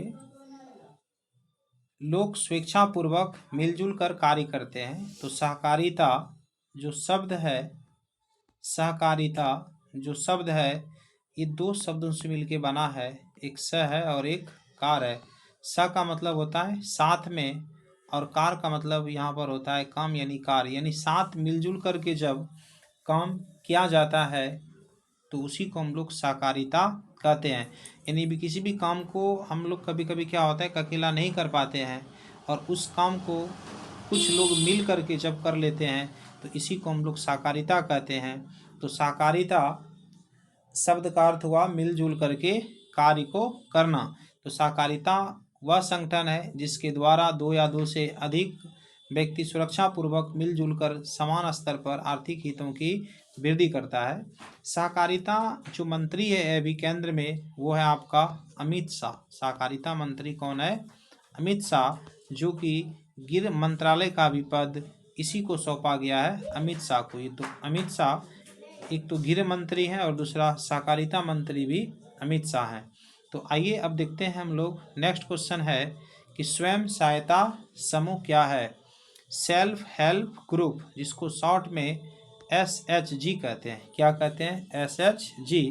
तो ग्रामीण क्षेत्रों में 15 से 20 व्यक्ति का एक ऐसा समूह है। तो कभी कभी डायरेक्टली ये पूछा जाता है कि स्वयं सहायता में लगभग कितनी लोग रहते हैं? तो 15 से कितने रहते हैं? 20 रहते हैं, जो बैंकों से लघु ऋण लेकर पारिवारिक ज़रूरतों को पूरा करते हैं, एक गांव के विकास में अपना योगदान करते हैं। और स्वयं सहायता समूह में ज़्यादातर महिला सदस्य होती है। ज़्यादातर कौन होती है? महिला सदस्य। तो स्वयं सहायता समूह में कितने लोग होते हैं? 15 से 20 लोग होते हैं। आते हैं अब हम लोग नेक्स्ट क्वेश्चन की तरफ। सूक्ष्म वित्त योजना को परिभाषित करें। 13 नंबर क्वेश्चन कहता है। तो सूक्ष्म वित्त योजना देखिए क्या होता है। सूक्ष्म वित्त योजना का मतलब हुआ कि सबसे पहले तो ये जानिए कि ये जो माइक्रो फाइनेंस प्लान होता है, ये 1974 में प्रारंभ होती है और ये गुजरात के क्षेत्र से प्रारंभ होती है। कहाँ से होती है? गुजरात। तो इसमें क्या होता है कि इस योजना के द्वारा गांव में, कस्बा में या ज़िला में जो भी गरीब लोग होते हैं, उनको स्वयं सहायता समूह के माध्यम से ऋण उपलब्ध कराया जाता है। यानी कि जो लोग गरीब होते हैं, जिनको या जिनके पास बचत नहीं होता है, उनको रोज़गार दिलाने के लिए बहुत छोटे ब्याज पर ऋण उपलब्ध कराने की जो योजना चलाई गई है, उसी को हम लोग सूक्ष्म वित्त योजना या माइक्रो फाइनेंस प्लान कहते हैं। तो इनके द्वारा क्या होता है कि गरीब लोगों को या ज़रूरतमंद लोगों को या जिनके पास रोज़गार का अवसर नहीं है, उनको रोज़गार मुहैया कराने के पर्पस से, उद्देश्य से कम ब्याज पर ऋण को उपलब्ध कराने की जो सुविधा होती है, उसी को हम लोग सूक्ष्म वित्त योजना कहते हैं। तो अब हम लोग देखते हैं नेक्स्ट क्वेश्चन कहता है कि सरकारी सेवा किसे कहते हैं? जब देश व राज्य के सरकार लोगों को काम करने के बदले, यानी कि लोग सरकार का काम करती है, चाहे वो भारत सरकार हो या फिर राज्य सरकार हो, उसका काम करती है और काम के बदले जो उसको मासिक वेतन देती है, उसी को हम लोग सरकारी सेवा कहते हैं। यानी कि सरकारी क्षेत्र में काम करना क्या कहलाता है? सरकारी सेवा कहलाती है। जैसे सैन्य सेवा, शिक्षा सेवा, स्वास्थ्य सेवा, अभियंत्रण सेवा, बैंकिंग सेवा। यानी बैंक में जो कर्मचारी हैं, जो चपरासी हैं, या फिर जो भी उसमें क्लर्क है, PO है, मैनेजर है, वो सब बैंकिंग सेवा के तहत आते हैं और यह भी सेवा सरकारी सेवा कहलाती है। उसके बाद स्वास्थ्य सेवा में जितने भी डॉक्टर हैं, कंपाउंडर हैं, नर्स हैं, ये सभी स्वास्थ्य सेवा में आ जाएंगे। शिक्षा सेवा में यानी जो टीचर लोग हैं, वो शिक्षा सेवा के अंतर्गत आ जाते हैं। जैसे सैन्य सेवा में आर्मी हुआ, ये सब आपका सैन्य सेवा के अंतर्गत आते हैं और ये सभी सेवा सरकारी सेवा कहलाती है। नेक्स्ट क्वेश्चन है कि गैर सरकारी सेवा किसे कहते हैं? जब सरकार अपने द्वारा संचालित विभिन्न कार्यक्रमों को गैर सरकारी संस्थाओं की सहयोग से लोगों तक पहुंचाने का काम करती है, तो उसे गैर सरकारी सेवा कहते हैं। जैसे बैंकिंग सेवा, दूरसंचार सेवा, यातायात सेवा, स्वास्थ्य सेवा, स्वरोजगार सेवा इत्यादि। यानी कि सरकार डायरेक्टली यदि पैसा नहीं देती है या काम के बदले उसको जो पारिश्रमिक होती है वह मुहैया नहीं कराती है लोगों को, तो वह सेवा गैर सरकारी सेवा कहलाती है। जैसे आप किसी प्राइवेट कंपनी में जाकर के काम करते हैं, तो वो गैर सरकारी सेवा है। आप किसी प्राइवेट बस में ड्राइवर हैं या उसका कॉन्ट्रैक्टर हैं, खलासी हैं, तो वह एक प्रकार का जो सेवा हुआ, वो गैर सरकारी सेवा होती है। नेक्स्ट हम लोग देखते हैं कि रोजगार और सेवा में क्या संबंध है। तो रोजगार और सेवा को एक दूसरे का पूरक कहा जाता है। सेवा से रोजगार का सृजन होता है। यानी कि जैसे कि मान लीजिए अभी बताए थे बैंकिंग सेवा है, और बैंकिंग सेवा में जितने भी मैनेजर है, कर्मचारी है, PO है, वो काम करता है। तो एक तो वहाँ पर जनता को, आम लोगों को सेवा प्राप्त है, और उसमें उस बैंक में जो कर्मचारी या जो चपरासी या जो मैनेजर काम कर रही है उसको क्या मिला हुआ है, रोजगार मिला हुआ है। जैसे हम लोग सैन्य सेवा देखते हैं, तो सैन्य सेवा मान लिया जाए कि जो सेना है वो बॉर्डर पर तैनात है और वो हमको आतंकवादी से रक्षा करती है। तो आतंकवादी से आम जनता को वो बचा रही है, लेकिन उस सेना को भी वहाँ पर एक रोजगार मिला है, उसके बदले में सरकार उनको पैसा देती है। तो इस तरह से सेवा और रोजगार में एक पूरक संबंध है, यानी कि सेवा के बिना रोजगार नहीं हो सकता है और रोजगार के बिना सेवा नहीं हो सकता है। इसी को हम लोग पूरक कहते हैं। तो सेवा से ही भी क्या होता है, रोजगार का सृजन होता है। जैसे मान लिया जाए कि कोई गैर सरकारी तौर पे ही कोई चाय का दुकान खोल के बैठा है, तो वहाँ पर जो लोग चाय पीने जाते हैं, तो जो चाय पीते हैं वो उनके लिए मतलब कि सेवा करते हैं दुकानदार, और उनको जो चाय दुकानदार को वो चाय का पैसा देते हैं, वो उससे उनका रोज़गार प्राप्त हो जाता है, उनको इनकम हो जाता है। तो इसी तरह से सेवा और रोज़गार में एक घनिष्ठ संबंध है। सेवा करने से हमें रोज़गार भी मिलती है। नेक्स्ट क्वेश्चन देखिए, कहता है कि मॉल किसे कहते हैं। तो कहता है एक ही छत के नीचे जब उपभोग करने वाली समस्त वस्तुएं उपलब्ध हो जाती है, उसी को हम लोग मॉल कहते हैं। उसी को क्या कहते हैं, यानी एक ऐसा बाजार जहां एक ही छत के नीचे खर्च के लिए या उपभोग की सारी छोटी एवं बड़ी वस्तुएं मिल जाती है, उसको हम लोग मॉल कहते हैं। उसके बाद नेक्स्ट क्वेश्चन है कि वैश्वीकरण से आप क्या समझते हैं। ग्लोबलाइजेशन इसको अंग्रेजी में कहते हैं। तो वैश्वीकरण का अर्थ है कि विश्व की विभिन्न अर्थव्यवस्थाओं में सामंजस्य स्थापित करना, उन्हें एक दूसरे से जोड़ना। इस व्यवस्था में वस्तुएं के आयात एवं निर्यात पर कोई प्रतिबंध नहीं रहता है। इसके अंतर्गत विश्व की सभी अर्थव्यवस्थाएं एक बाजार या एक अर्थव्यवस्था का रूप ले लेती है। तो वैश्वीकरण का हम सीधा मतलब समझें तो एक देश से, जैसे ए नाम का कोई देश है और इधर दूसरा देश बी है, दूसरा देश सी है, तीसरा देश डी है, तो ए का बी के साथ भी व्यापार होना, सी के साथ भी व्यापार होना, डी के साथ भी व्यापार होना और डी का भी समस्त देशों के साथ व्यापार होना और सेवाओं का आदान प्रदान होना, यानी कि जो वस्तुएं ए नामक देश में बनती है उसको बी में भेज देना और बी में जो वस्तुएं बनती है उनको ए में भेज देना, सी में जो बनती है उसको ए में भेज देना। इस तरह से हर चीज़ों का यदि आदान प्रदान होता है, चाहे वो सेवा हो या फिर कोई वस्तु हो या फिर कोई कंपनियां हो, यहाँ की कंपनियां वहाँ, वहाँ की कंपनियां यहाँ आती जाती रहती है, तो उसी को हम लोग कहते हैं वैश्वीकरण, जिसको हम लोग ग्लोबलाइजेशन भी कहते हैं। देखते हैं अब हम लोग नेक्स्ट क्वेश्चन। एक बार और बता दें इसमें कि ये जो वैश्वीकरण है इसको हम दूसरे नाम से भी जानते हैं, भूमंडलीकरण। क्या बोलते हैं इसको, भूमंडलीकरण। नेक्स्ट क्वेश्चन देखिए, कहता है बहुराष्ट्रीय कंपनी किसे कहते हैं। बहुराष्ट्रीय कंपनी किसे कहते हैं, तो इसको हम लोग मल्टीनेशनल कंपनी भी कह सकते हैं। तो ऐसी कंपनी जिसकी उत्पादन तथा व्यापारिक गतिविधि एक से अधिक देशों में फैली हुई है। यानी कि मान लीजिए वह कंपनी जैसे कि अमेजन है, ये कंपनी अमेरिका का है, लेकिन इसका भारत में भी क्या है कि व्यापारिक गतिविधि होती है। तो उसी तरह की कंपनी जिसका मतलब व्यापारिक गतिविधि और उत्पादन एक जगह ना हो करके, यानी एक देश में ना हो करके एक से ज़्यादा देशों में होती है, उसी को हम लोग मल्टीनेशनल कंपनी या फिर बहुराष्ट्रीय कंपनी कहते हैं। जैसे Coca Cola, Pepsi, Tata Motors, Ford Motors आदि बहुराष्ट्रीय कंपनियां हैं। लाभ के उद्देश्य से या उन देशों में कारखाने स्थापित करती है जहां सस्ता श्रम एवं अन्य संसाधन उपलब्ध होती है। यानी कि कंपनी को स्थापित करने के लिए यदि सस्ता श्रम है, वहां का इंफ्रास्ट्रक्चर ठीक ठाक है, तो एक कंपनी क्या करती है, दूसरे देशों में भी जा करके उस कंपनी को क्या करती है, स्थापित करती है। तो ऐसी ही कंपनियां हमारी बहुराष्ट्रीय कंपनी होती है। नेक्स्ट क्वेश्चन देखिए, कहता है कि बिहार में वैश्वीकरण के कोई दो नकारात्मक प्रभाव। नकारात्मक प्रभाव मतलब निगेटिव इफेक्ट होता है, यानी कि जिससे हमको नुकसान होता है, उस प्रभाव को लिखें। तो वैश्वीकरण से अभी हमने कहा कि लाभ भी है, तो दूसरी तरफ वैश्वीकरण से नुकसान भी है। इसमें क्या होता है, कृषि क्षेत्र की उपेक्षा की जाती है। बिहार एक कृषि प्रधान राज्य है, कृषि पर वैश्वीकरण की नीति का कोई सकारात्मक प्रभाव नहीं दिख रहा है। यानी कि वैश्वीकरण होने से कृषि में कोई अच्छा प्रभाव नहीं दिखता है, कृषि के उत्पादन में कोई बढ़ोतरी नहीं हो पा रही है, या फिर कह सकते हैं कि किसान का जो जीवन स्तर है उसमें सुधार नहीं हो रहा है, किसान का इनकम नहीं बढ़ रहा है।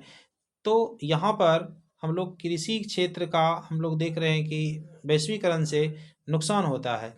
यहाँ वैश्वीकरण के अंतर्गत जो भी निवेश किया जा रहा है वो संतोषप्रद नहीं कहा जा सकता है। दूसरा कहता है कि आधारभूत संरचनाओं की कमी। औद्योगिक विकास तथा विदेशी पूंजी निवेश की दृष्टि से बिहार में वैश्वीकरण के प्रभाव सीमित रहे हैं। सड़क, बिजली, विश्व स्तरीय होटल एवं हवाई अड्डा की कमी है। इसका प्रमुख कारण हमारे राज्य की कमजोर आधारभूत संरचना है। अब देखते हैं नेक्स्ट क्वेश्चन कि निजीकरण से आप क्या समझते हैं। निजीकरण का मतलब होता है कि निजी क्षेत्र द्वारा सार्वजनिक क्षेत्र के उद्यमों पर पूर्णतः अथवा आंशिक स्वामित्व प्राप्त करना तथा उनका प्रबंधन करना। आर्थिक सुधारों के अंतर्गत भारत सरकार ने 1991 में इस नीति की क्या की थी, शुरुआत की थी। नेक्स्ट क्वेश्चन देखते हैं 42 में कहता है उदारीकरण को परिभाषित करें। यानी कि जब सरकार जो है लाइसेंस कोटा जब हटा लेती है, मतलब कि व्यापार पर या किसी कंपनियों के ऊपर से, तो उसी को हम लोग उदारीकरण कहते हैं। तो उदारीकरण का अर्थ है सरकार द्वारा बनाई गई जो नीति है उसमें छूट प्रदान करना। इसके अंतर्गत अनावश्यक नियंत्रण एवं प्रतिबंध जैसे परमिट हुआ, लाइसेंस हुआ, कोटा हुआ आदि को शिथिल करना या उसको हटाना। इसका उद्देश्य निजी क्षेत्र को आर्थिक संचालन में अधिक स्वतंत्रता प्रदान करना है। अब देखते हैं नेक्स्ट क्वेश्चन हमारा 43 में कहता है कि बाह्य स्रोतीकरण किसे कहते हैं। बाह्य स्रोतीकरण किसे कहते हैं? तो बाह्य स्रोतीकरण वह प्रक्रिया है जिसमें कोई देश अपने देश के रोजगार को बाहर स्थानांतरित करके कार्य को संपन्न करता है। यानी कि अपने देश के रोजगार को बाहर स्थानांतरित करके कार्य को संपन्न करता है। जैसे कॉल सेंटर जो भारत में स्थित होकर भी अमेरिकी कंपनियों का कार्य करती है। विश्व में बाह्य स्रोती का सबसे ज़्यादा लाभ भारत एवं चीन को मिला है, जहां पर श्रम शक्ति अपेक्षाकृत सस्ती है। अब हम लोग देखते हैं नेक्स्ट क्वेश्चन 44 में क्या कहता है। 44 नंबर क्वेश्चन कहता है आर्थिक सुधार या नई आर्थिक नीति की 3 विशेषता बताइए। ये जो आर्थिक सुधार है या नई आर्थिक नीति है, नई आर्थिक नीति को हम लोग नेप भी कहते हैं, न्यू इकोनॉमिक पॉलिसी। क्या कहते हैं? New economic policy. और ये भारत सरकार द्वारा वर्ष 1991 में अपनाई गई। इसके अंतर्गत 3 बातें कही गई या इस नीति को हम लोग LGP नीति भी कहते हैं। ऐसे केमिस्ट्री में LGP का मतलब होता है लिक्विड, LPG बोलते हैं इसको, LPG नीति। LPG नीति में 3 वर्ड है आपका LPG। L का मतलब यहाँ होता है लाइबलेशन, P का मतलब होता है प्राइवेटेशन, G का मतलब होता है ग्लोबलाइजेशन। यानी कि उदारीकरण, P का मतलब हो गया निजीकरण और G का मतलब हुआ वैश्वीकरण, ग्लोबलाइजेशन। इसी नीति को न्यू इकोनॉमिक पॉलिसी या फिर नई आर्थिक सुधार भी इनको कहते हैं। इनकी विशेषता यह है कि इसमें भारत को अंतर्राष्ट्रीय प्रतियोगिता में शामिल किया गया। यानी कि अंतर्राष्ट्रीय प्रतियोगिता में शामिल करने का मतलब है अब भारत जो है दूसरे देशों के साथ, चीन के साथ, अमेरिका के साथ जो है क्या कर सकता है, व्यापार व्यवसाय कर सकता है। वहाँ से कुछ कंपनियाँ भारत आ सकती है, भारत से कुछ कंपनियाँ वहाँ आ सकती है, वहाँ की वस्तुएं यहाँ आ सकती है, यहाँ की वस्तुएं वहाँ जा सकती है। उदारीकरण, निजीकरण और वैश्वीकरण को बढ़ावा दिया गया। उदारीकरण का मतलब जो व्यापार व्यवसाय होता है या कंपनियां स्थापित करने में कुछ छूट दिया गया, लाइसेंस या परमिट जो था उनको कम किया गया, मतलब उसमें कुछ उदार किया गया, उसको आसान बनाया गया। निजीकरण का मतलब जो होता है कल कारखाना होता है या फिर कुछ रोजगार का जो मतलब होता है क्षेत्र, उनको निजीकरण किया गया। वैश्वीकरण का मतलब दूसरे देशों के साथ जोड़ा गया, इनको बढ़ावा दिया गया। पहले इन तीनों पर प्रतिबंध था। एकाधिकार कानून से उद्योग को क्या किया गया, मुक्त कर दिया गया। ये 3 जो है प्रमुख मतलब की विशेषता है किस नीति की, आर्थिक नीति की, जो भारत सरकार ने कब अपनाए 1991 में। यहीं पर यदि रूस के बारे में पूछा तो रूस ने कब अपनाई थी, तो ये 1921 में अपनाई थी, जबकि भारत ने इसको कब अपनाई, 1991 में अपनाई। नेक्स्ट क्वेश्चन है, उपभोक्ता कौन कौन से अधिकार हैं। उपभोक्ता का मतलब होता है कि जो वस्तुएं सामान खरीदता है और खरीद करके अपने आवश्यकता की पूर्ति करता है, उसी को हम लोग उपभोक्ता कहते हैं। उपभोक्ता को जागरूक करने के लिए सबसे पहले जो अधिनियम बना, नियम बना, वो इंग्लैंड में बना था। वो कहाँ बना था? इंग्लैंड में बना था। उसके बाद इंग्लैंड में बना था। उसके बाद अमेरिका में बना। उसके बाद कहाँ बना? अमेरिका में। और भारत में जो उपभोक्ता संरक्षण अधिनियम, जिसको हम लोग कोपरा भी कहते हैं, क्या कहते हैं? कोपरा। कोपरा क्या है? उपभोक्ता संरक्षण अधिनियम है। और ये अधिनियम कब बना? 1986 में बना। तो यहाँ से बोला जा रहा है उपभोक्ता के कौन कौन से अधिकार हैं। तो उपभोक्ता का 6 अधिकार है। पहला, सुरक्षा का अधिकार। दूसरा, सूचना का अधिकार। उसके बाद चयन यानी उसे पसंद करने का अधिकार, निवारण करने का अधिकार, उपभोक्ता शिक्षा का अधिकार और सुनवाई का अधिकार। उपभोक्ता के बारे में गांधी जी ने कहा था कि ये जो उपभोक्ता है, वो उपभोक्ता यानी कि दुकानदार के लिए जो है वो सबसे अहम व्यक्ति होता है। और दुकानदार के लिए अहम तो ग्राहक यानी उपभोक्ता होता है, लेकिन उपभोक्ता के लिए दुकानदार जो है वो मतलब कि महत्वपूर्ण नहीं होता है। तो कहने का मतलब यह है कि जब ग्राहक हमारी दुकान में आने वाले होते हैं या आते हैं, तो वो सबसे महत्वपूर्ण व्यक्ति है। वह हम पर निर्भर है, नहीं कि हम उन पर निर्भर हैं। तो कहने का मतलब है कि दुकानदार के लिए ग्राहक जो है अहम है, ना कि ग्राहक के लिए दुकानदार। यानी इस तरह का स्टेटमेंट गांधी जी ने दिया था। नेक्स्ट क्वेश्चन हम लोग देखते हैं, उपभोक्ता के शोषण के कौन कौन से तरीके हैं। यानी कि उपभोक्ता को जो दुकानदार या उत्पादक शोषण करता है, कैसे करता है। तो पहला जो शोषण करने का तरीका है, माप तौल में कमी। यानी कहने का मतलब है यदि 1 kg का कोई वस्तु है, तो आपको तौल में वो आपको 900 ग्राम या 800 ग्राम का ही मुहैया कराती है। तो इसके द्वारा भी आपका शोषण वो करती है, अर्थात उपभोक्ता का शोषण करता है।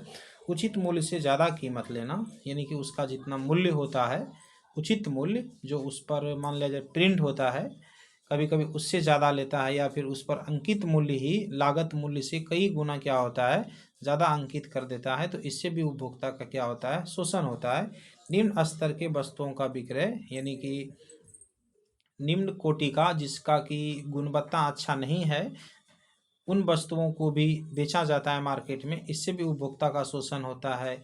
या फिर मिलावट के द्वारा, यानी मिलावट का मतलब होता है कि कीमती वस्तु में सस्ती वस्तु को मिला करके कभी कभी बेच दिया जाता है, तो इससे भी उपभोक्ता का शोषण होता है। या फिर वस्तुओं का काला बाजारी करके, काला बाजारी का मतलब होता है कि ज़रूरत वाली वस्तु को जो है, जो व्यापारी लोग होते हैं, दुकानदार होते हैं, वो छिपा करके रख देते हैं और कम मात्रा में वस्तु को दिखा करके मार्केट में उसका दाम बढ़ा देते हैं।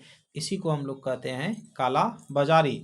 अब देखते हैं क्वेश्चन नंबर 47 में कहता है, उपभोक्ता के कर्तव्यों के बारे में लिखें। यानी कि उपभोक्ता का क्या कर्तव्य है, क्या उनका ड्यूटीज है, क्या उनका फर्ज है। तो सबसे पहला है कि वस्तुओं को खरीदते समय अवश्य जो है उनका रसीद लें। यानी कि जो वस्तु आप खरीदते हैं जिस दुकान से या जिस उत्पादक के यहाँ से, आप उसका रसीद ज़रूर लें। उसके बाद वस्तु को खरीदने से पहले गुणवत्ता, ब्रांड, मात्रा और शुद्धता, मानक आदि की जांच कर लें। सूचना एवं लुभावने विज्ञापनों के प्रति सतर्क रहें। यानी कभी कभी जो विज्ञापन अर्थात जो प्रचार करता है, उसमें काफ़ी मतलब कि बढ़ा चढ़ा करके वो प्रचार कर देते हैं, जिस गुणवत्ता के योग्य नहीं है उससे भी उनको ऊपर दिखा करके जो है मतलब उपभोक्ता को लुभाने का प्रयास करते हैं। तो इन सब चीज़ों से आप सतर्क रहें। जैसे कि शोषण के विरुद्ध जो है शिकायत दर्ज करें। यानी कि आपका शोषण कोई दुकानदार या उत्पादक कर रहा है, तो आप उसका शिकायत जो है उपभोक्ता फोरम में जा कर के, उपभोक्ता के लिए जिला फोरम, राज्य फोरम या राष्ट्रीय स्तर पर इसकी सूचना के लिए केंद्र बनाया गया है, वहाँ पर आप ज़रूर इनका शिकायत करें। तो अब देखते हैं नेक्स्ट क्वेश्चन जो हमारा है 48 नंबर। वो कहता है कि उपभोक्ता संरक्षण अधिनियम, आपको पहले भी हमने बताया कि उपभोक्ता संरक्षण के लिए जो पहली बार जागरूकता अभियान चलाई गई वो इंग्लैंड में, दूसरी बार अमेरिका में, और भारत सरकार ने जो है इसके लिए एक अधिनियम लाई वो 1986 में। इससे पहले भी अधिनियम भारत में लाया गया था और वो 1955 में, लेकिन नई वाली जो है वो आपका 1986 है। उसके बाद भी अधिनियम एक बार लाई गई है, 2019 में लाई गई है, लेकिन आपको ये 2019 याद नहीं रखना है बल्कि 1986 ही याद रखना है, क्योंकि आपकी बुक में या आपके सिलेबस में जो 1986 ही दिया गया है। तो उपभोक्ता के अधिकारों की रक्षा के लिए बनाया गया एक कानून है। यानी उपभोक्ता संरक्षण अधिनियम क्या है? तो उपभोक्ता के अधिकार, यानी उपभोक्ता को क्या क्या अधिकार है उसकी रक्षा के लिए, ताकि दुकानदार या उत्पादक उनका शोषण ना करे, इसके लिए जो कानून बनाया गया है उसी को हम लोग उपभोक्ता संरक्षण अधिनियम कहते हैं। इसके अंतर्गत धारा 6 में उपभोक्ताओं को निम्न अधिकार प्रदान है। सुरक्षा का अधिकार, सुरक्षा का मतलब निम्न जो यानी खराब जो वस्तुएं हैं उससे आपको बचने का अधिकार, सूचना पाने का अधिकार मतलब आप उसके बारे में जानकारी ले सकते हैं, चुनने या पसंद करने का अधिकार, यानी कि आपको किस प्रकार का वस्तु में लेना है आप पसंद कर सकते हैं, आपको दुकानदार या उत्पादक इसमें मना नहीं कर सकता, आपको रोक नहीं सकता है। सुनवाई का अधिकार, यानी आपको किसी ने मान लिया जाए कि ज़्यादा कीमत ले लिया या फिर कम तौल के दिया, तो ये सुनवाई यानी इसका सुनवाई होगा। यदि आप वहाँ पर इसका शिकायत करेंगे तो इस सुनवाई आप होने का अधिकार है उपभोक्ता को। शिकायत निवारण या क्षतिपूर्ति का अधिकार, यानी कि आपका जो क्षति हुआ है, जैसे आप मान लिया जाए कि 10,000 का कोई सामान खरीदे और सामान आपको नकली मिल गया, तो आपको जो आपका जो क्षति हुआ वो क्षति भी आपको मुहैया कराई जाएगी, ऐसा अधिनियम में लिखा गया है। उपभोक्ता शिक्षा का अधिकार, यानी कि उपभोक्ता को क्या क्या नॉलेज होना चाहिए वस्तु खरीदने से पहले, ये सारे अधिकार होता है उपभोक्ता को। तो इसी को हम लोग कहते हैं उपभोक्ता संरक्षण अधिनियम। अब प्रश्न नंबर हम लोग देखते हैं 49 में कहता है कि पूंजीवादी अर्थव्यवस्था किसे कहते हैं? कि किसी भी देश में ऐसी अर्थव्यवस्था हो जहाँ पर उत्पादन के जितने भी साधन हैं वहाँ पर किसी पूंजीपति लोगों का नियंत्रण होता है, उसी को हम लोग पूंजीवादी अर्थव्यवस्था कहते हैं। अब देखते हैं क्वेश्चन नंबर 50 में कहता है कि सतत विकास क्यों आवश्यक है? तो इसलिए आवश्यक है कि प्राकृतिक संसाधनों के अत्यधिक उपयोग और तकनीकों के प्रयोग के कारण पर्यावरण प्रदूषण अत्यधिक हो रहा है। पर्यावरण प्रदूषण को रोकने के लिए सतत विकास क्या है? आवश्यक है। अब हम लोग देखते हैं कि नेक्स्ट क्वेश्चन जो हमारा 51 है उसमें क्या कहता है। 51 क्वेश्चन में देखिए कहता है कि आर्थिक आधारभूत संरचना का क्या महत्व है? आर्थिक आधारभूत संरचना का क्या महत्व है? तो वे सभी तत्व जो देश की आर्थिक विकास के आधार हैं, आर्थिक विकास के आधार हैं, उन्हें देश का आधारिक संरचना कहा जाता है। जैसे स्कूल, कॉलेज, हॉस्पिटल देश के आर्थिक विकास में आधारिक संरचना का महत्वपूर्ण स्थान होता है। जिस देश का आर्थिक आधारभूत संरचना जितना अधिक विकसित होता है वह देश उतना ही अधिक विकसित होता है। तो कहने का मतलब ये है कि आर्थिक आधारभूत संरचना का ये महत्व है कि आधारभूत संरचना मतलब कि यदि बहुत बेहतर होगा तो वो देश का विकास भी बहुत बेहतर होगा, वहाँ अच्छे रोजगार का सृजन होंगे, वहाँ अधिक से अधिक कंपनियाँ लगेगी और लोग वहाँ के खुशहाल होंगे, उसका जीवन स्तर बहुत बेहतर होगा। ये महत्व है हमारे आधारभूत संरचना का। अब नेक्स्ट क्वेश्चन हम लोग देखते हैं क्या कहता है कि राष्ट्रीय आय की गणना में होने वाली कठिनाई, यानी कि हम लोग जो राष्ट्रीय आय निकालते हैं या गणना करते हैं, अभी आपको मैंने बताया था कि CSO अभी राष्ट्रीय आय की गणना करती है। अब पहली बार किसने किया था? दादा भाई नौरोजी ने किया था।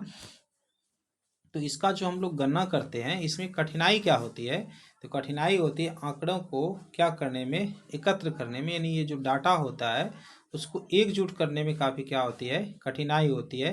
दोहरी गणना की क्या होती है? संभावनाएं होती है, मतलब कि एक ही से वस्तु को या सेवा को जो मूल्य होता है वो 2 बार काउंटिंग हो जाती है। मूल्य के मापने में क्या होती है? कठिनाई होती है, यानी किसी वस्तु का कितना मूल्य है, किसी सेवा का कितना मूल्य है, वो कठिनाई हो जाती है।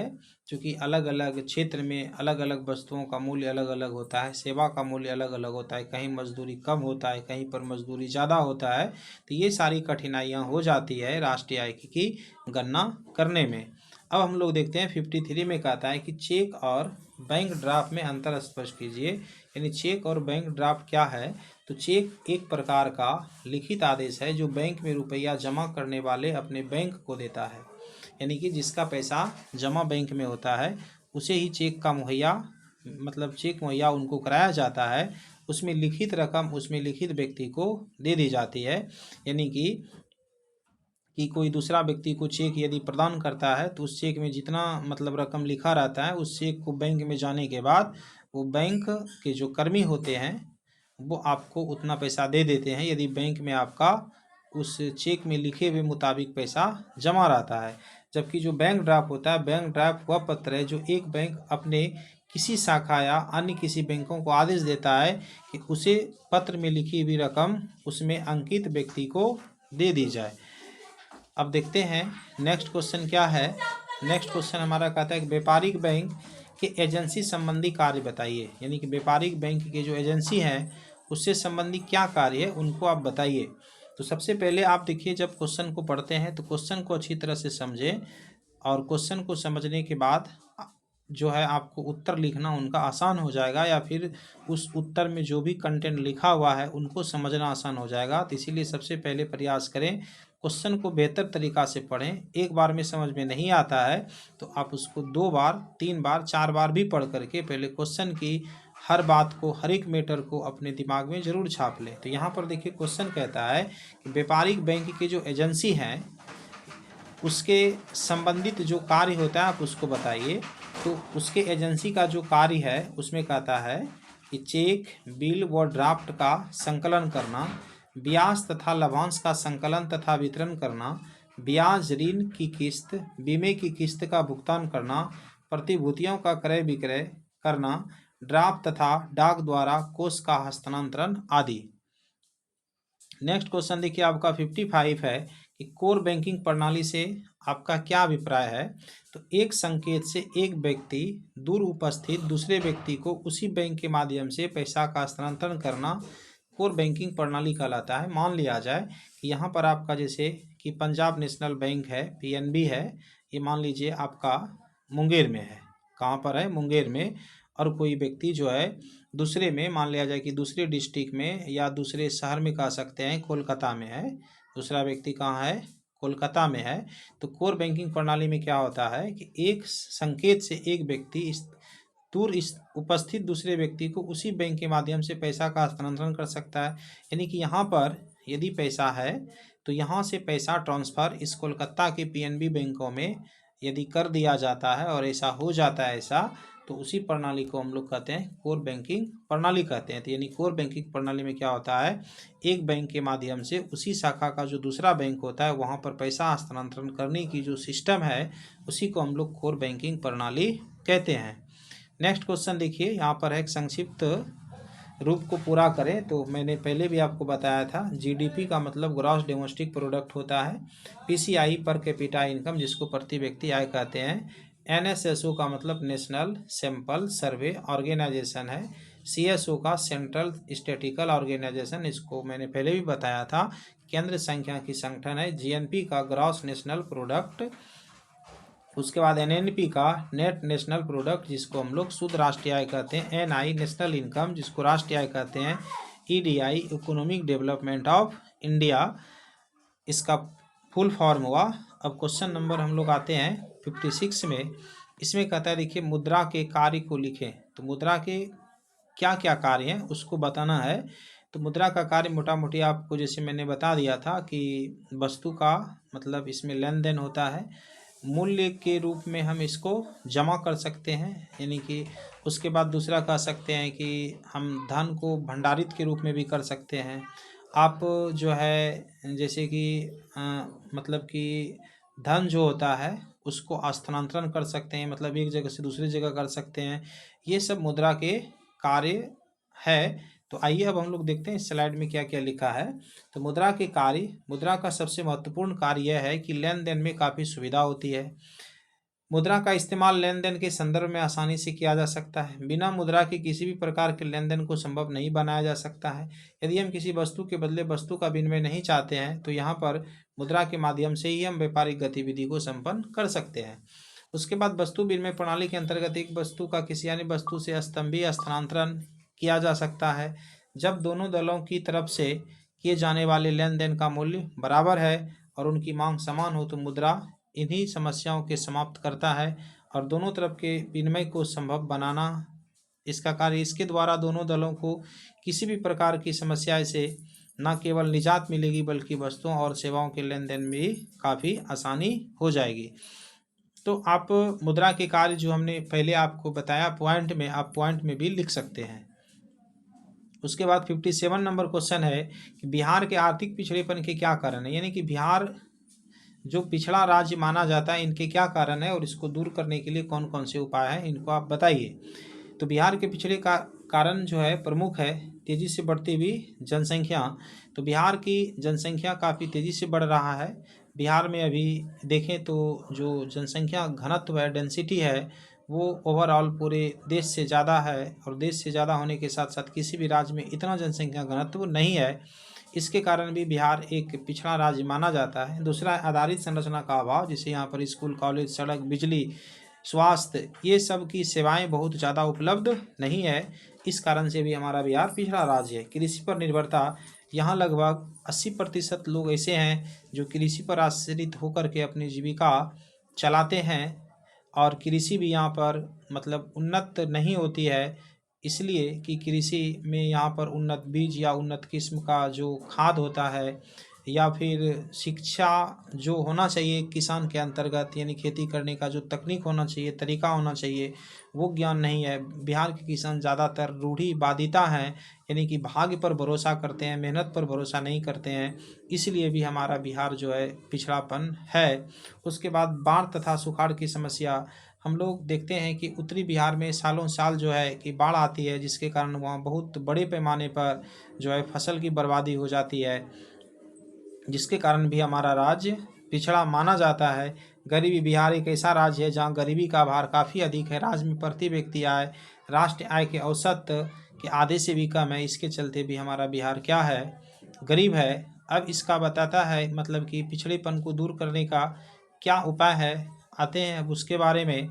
तो पिछड़ेपन को दूर करने का उपाय है जनसंख्या पर नियंत्रण, यानी कि भारत सरकार के द्वारा जो एक योजना चलाई गई है कि हम दो हमारे दो, उस पर सभी लोगों को, सभी युवा वर्ग लोगों को कम से कम उतरना चाहिए कि हम परिवार को सीमित मात्रा में रखें, क्योंकि छोटा परिवार सुखी परिवार होता है, तभी हम उसको शिक्षित कर पाएंगे और जो हमारा बिहार पिछड़ा है उससे हम लोग निजात पा सकेंगे, अर्थात उसका निवारण कर पाएंगे।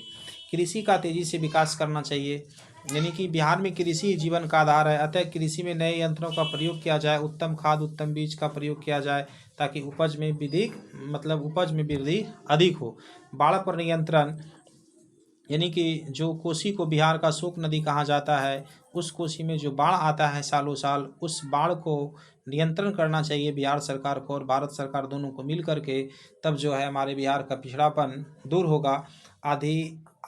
आधारिक संरचना का विकास, जिसको आधारभूत ढांचा भी कहते हैं, यानी कि बिहार में सड़क, बिजली, यातायात व्यवस्था, कॉलेज, शिक्षा, इन सभी चीज़ों में सुधार करना चाहिए। और ये सब में जब यदि सुधार हो जाएगा तो संभवतः हमारे बिहार में जो पिछड़ापन है वो समाप्त हो जाएगा। अब नेक्स्ट क्वेश्चन देखते हैं। 58 में कहता है किसी व्यक्ति की बचत करने की इच्छा किन किन बातों से प्रभावित होती है, यानी कि बचत करने की इच्छा किन किन बातों से प्रभावित होती है। तो कुल आय से व्यय करके जो शेष रकम बचता है, यानी कि जो हम कमाते हैं उसमें जो कुछ खर्च कर देते हैं, खर्च करने के बाद जो बचता है शेष, उसी को बचत कहते हैं। यदि किसी व्यक्ति की मासिक वेतन 8,000 है और वो प्रत्येक माह 6,000 खपत कर देता है तो उसका मासिक बचत 2,000 रुपया प्रति माह कहलाएगी। बचत को निर्धारित करने वाले तत्व निम्न है, यानी बचत करने की शक्ति। व्यक्तियों में बचत करने की शक्ति होना चाहिए, अर्थात उसकी आय कम या अधिक हो लेकिन उसमें बचत करने की शक्ति होगी तो व्यय पर नियंत्रण करके बचत कर सकता है। यदि आय कम हो तो भी बचत कम और आय अधिक होने पर भी बचत अधिक हो सकती है। यानी कि बचत करने की उसके अंदर कहता है कि शक्ति होना चाहिए। दूसरा कहता है कि बचत करने की इच्छा होना चाहिए। बचत करने की मात्रा बचत करने की इच्छा पर भी निर्भर करती है। यदि बचत करने की शक्ति उस व्यक्ति में है और बचत करने की इच्छा नहीं है तो फिर वहाँ पर बचत नहीं हो सकती है। बचत करने की सुविधाएं, बचत करने के लिए देश में बचत करने की सुविधाएं का भी होना आवश्यक है। यदि देश के अंदर शांति नहीं है, बाह्य आक्रमण का डर है, तो लोगों की संपत्ति सुरक्षित नहीं है, तो स्वाभाविक रूप से बचत कम होगा। अब नेक्स्ट देखते हैं 59 क्वेश्चन में कि अर्थव्यवस्था की संरचना से क्या समझते हैं, इन्हें कितने भागों में बांटा जा सकता है। तो अर्थव्यवस्था की संरचना का मतलब है विभिन्न उत्पादन क्षेत्रों में इसके विभाजन से है, क्योंकि अर्थव्यवस्था में विभिन्न प्रकार की आर्थिक क्रियाएं संपादित की जाती है, जैसे कृषि, उद्योग, व्यापार, बैंकिंग, बीमा, परिवहन, संचार आदि। अर्थव्यवस्था को मोटे तौर पर 3 भागों में बांटा जाता है। नंबर 1 जैसे आप देखते हैं प्राथमिक, दूसरा द्वितीयक, तीसरा तृतीयक। प्राथमिक में कृषि आता है, द्वितीयक क्षेत्र में उद्योग आता है, और जो भी कुछ चीज़ें आप इसको यहाँ से पढ़ करके आप इसकी अच्छी तैयारी कर सकते हैं। उसके बाद तृतीयक क्षेत्र को हम लोग सेवा क्षेत्र के नाम से जानते हैं। अब आते हैं जो है 60 नंबर क्वेश्चन में, कहता है व्यावसायिक बैंकों के प्रमुख कार्यों की विवेचना करें। तो समान बैंकिंग का कार्य करने वाले बैंकों को वाणिज्य अथवा यानी व्यापारिक अथवा व्यावसायिक बैंक कहते हैं। इन बैंकों का मुख्य उद्देश्य होता है व्यापारिक संस्थानों की अल्पकालीन वित्तीय आवश्यकताओं की पूर्ति करना। ये धन जमा करने, ऋण देने, चेकों से संग्रह या भुगतान तथा एजेंसी संबंधी अनेक कार्य करते हैं। जैसे जमा स्वीकार करना इनका काम होता है, ऋण देना इनका काम होता है, एजेंसी संबंधी कार्य होता है, उसके बाद सामान्य उपयोगिता संबंधी भी इनका कार्य होता है। नेक्स्ट आप देखिए, यानी कि 60 नंबर जो क्वेश्चन है ये अंतिम क्वेश्चन है इस वीडियो का। तो इस तरह से आप लोग देखिए कि आपको 60 क्वेश्चन कंप्लीट कराया गया इस वीडियो में, और इस क्वेश्चन के अलावा भी कुछ कुछ बातें जो आपके लिए ऑब्जेक्टिव दृष्टि से काफ़ी महत्वपूर्ण होगा।